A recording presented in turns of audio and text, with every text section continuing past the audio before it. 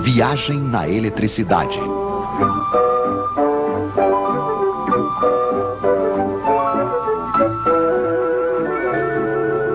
Entre menos e mais. Senhores conceituados em uma certa época descobriram a eletricidade. Eles tinham rodelas de metal e de pano molhadas em um ácido, que eles empilhavam umas sobre as outras. Isto fazia uma pilha de rodelas, uma pilha elétrica.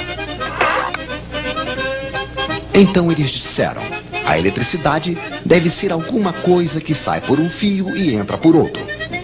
Então eles escreveram mais de um lado e menos do outro, e decidiram que a eletricidade ia do mais para o menos.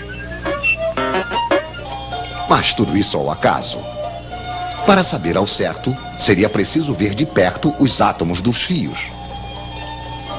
Hoje, graças a nossas câmeras especiais, estamos habilitados para apresentar-lhes aqui alguns átomos que nos deram a honra de vir em nossos estúdios para nos explicar.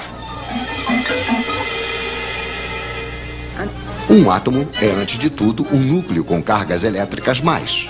Em torno, vem girar cargas elétricas menos. São os elétrons.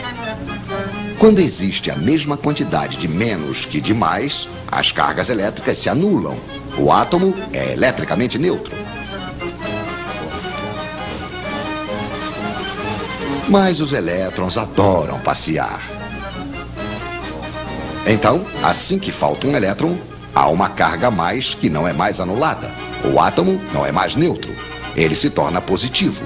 E quanto mais lhe falta elétrons, mais o átomo é positivo. Ele só terá uma vontade, o átomo, claro, que é a de recuperar elétrons.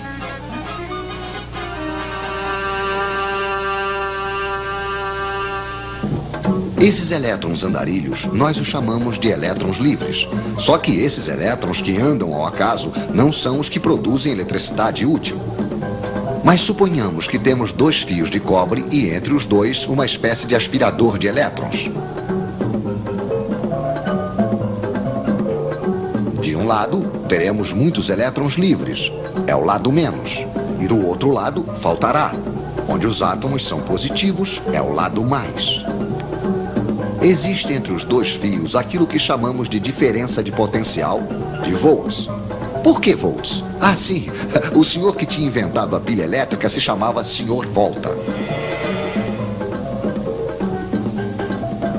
E quanto mais elétrons faltar de um lado, maior se torna a diferença de potencial, mais volts há.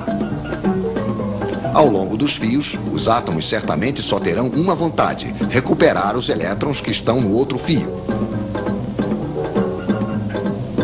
Vamos deixar os elétrons passarem. Vamos fazer-lhes uma passagem, mas estreitíssima.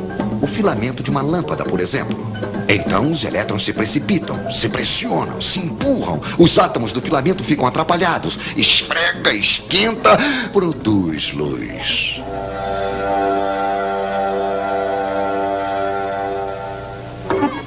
Temos uma corrente de elétrons que vai do menos para o mais. Pois é, os nossos senhores se enganaram de direção. É verdade que eles não sabiam ainda o que eram os elétrons. De um lado, então, uma bomba a elétrons, um gerador. Do outro, um receptor, isto é, um aparelho onde os elétrons passam produzindo energia. Lâmpada, radiador, motor elétrico, etc, etc. Mas se recuperamos energia de um lado, é preciso fornecer do outro lado, ao gerador. Nas pilhas, é energia química. Um ácido ataca um metal. Quando o ácido está usado, não há mais volts.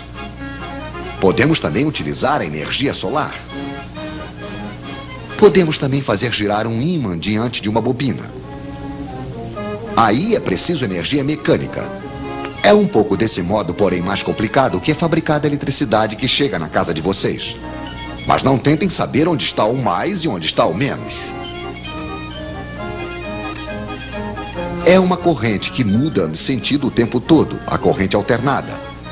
Mas voltaremos a falar disso.